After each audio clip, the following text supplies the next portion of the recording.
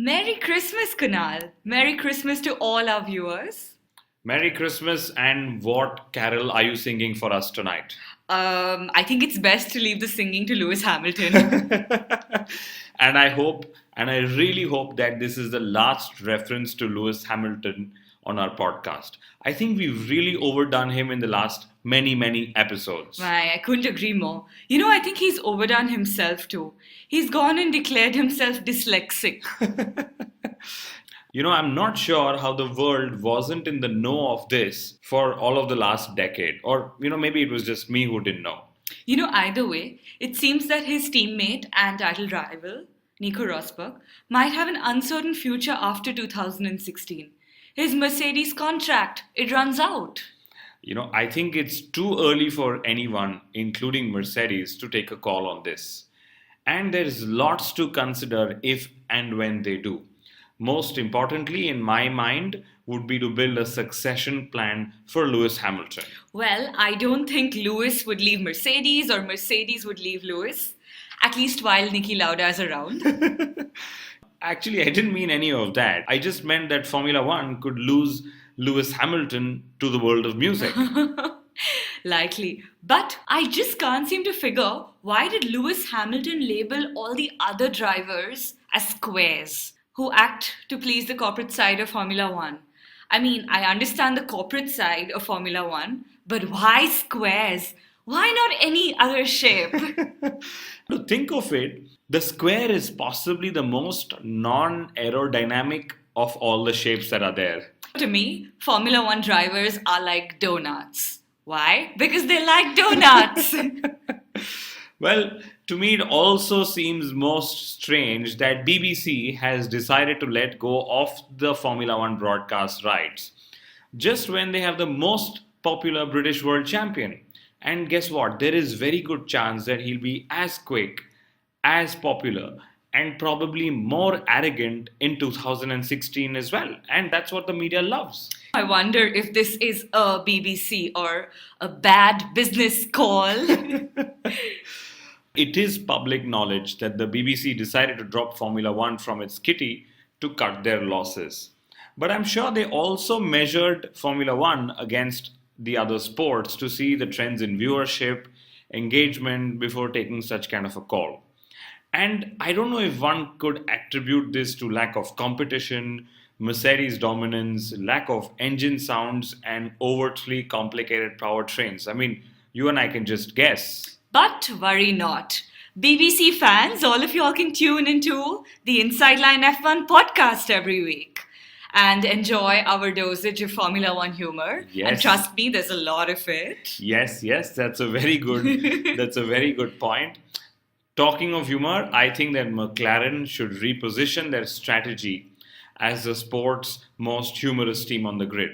I've said this before and I say this again. Their non-performance might not win them sponsors, but their humor might just. Amidst all of this, Ron Dennis said that he actually chuckled at Alonso's deck chair moment. I think that's the biggest news from the McLaren camp of late. And the funny part also is that Ferrari and Red Bull Racing are actually wary of a McLaren recovery in 2016. I really hope that the last laugh is on us. So Honda say they're not going to give up on their size zero approach. I guess there's a female engineer somewhere in the team pushing them along. But Kunal, if I were McLaren Honda, I wouldn't want to associate myself with anything with the word zero in it. After their zero performance this year. McLaren's discard, Kevin Magnussen, is still hoping for a role for 2016. I guess this means that he's really lobbying hard for a seat with Haas as Romain Grosjean's partner. I wonder if this makes much sense from a career point of view, given that Haas is a step into the unknown. Maybe this is what Magnussen's career needs at the moment. Much like Carlos Sainz's career needs Max Verstappen. This is a good point by Fernando Alonso. He said that it will only help Sainz get more noticed. Oh, yes. I've said this before and I say it again. And I've said this statement before and I've used it again in this episode itself. Verstappen and Sainz are more or less matched for talent. But you hear more about Verstappen because his PR team is really working wonders. I have a gut feeling that not too many seasons from now, these two young drivers will be fighting for the World Championship. Same team, different team, doesn't matter. Yes, and I really hope that the wait isn't too long.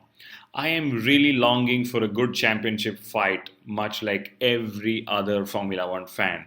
And no, I do not mean a Hamilton versus Rosberg. It was very interesting to note Vettel's comments on Verstappen joining Ferrari anytime soon or no time soon. He almost sounded defensive. It actually depends how you interpret it. They are two very quick drivers, and I would love to be the team manager if they ever landed up in the same team. Well, for starters, let's try and get both of them together on our podcast. And while Vettel sounded negative on Verstappen to Ferrari rumors, Raikkonen sounded negative about the 21 race calendar next season. I really wonder if an excuse is already being lined up for bad performances. But a lot of teams and drivers are making a big hue and cry about the longest ever Formula One season. Well, for fans, it means that there's only more entertainment and more sport. But for our podcast, there is just so much more fodder for us. Yes. On the long calendar, I think Kimi Raikkonen should be thankful, and so should his fans like me. His retirement from the sport is possibly postponed by two more races. So, two more races of Kimi on the grid. Yay! Well, Kimi also said that Ferrari was a happier place to be in 2015. To be honest, I would have hoped he would have used the word faster. But Kunal, of course, Ferrari was a happier place. They decided to renew Kimi's contract for an extra season despite his terrible performance. Who wouldn't be happy? And on the note of really low performance, let me tell you the driver with the lowest performance of them all in 2015. In this case, the driver who completed the least number of racing laps in 2015.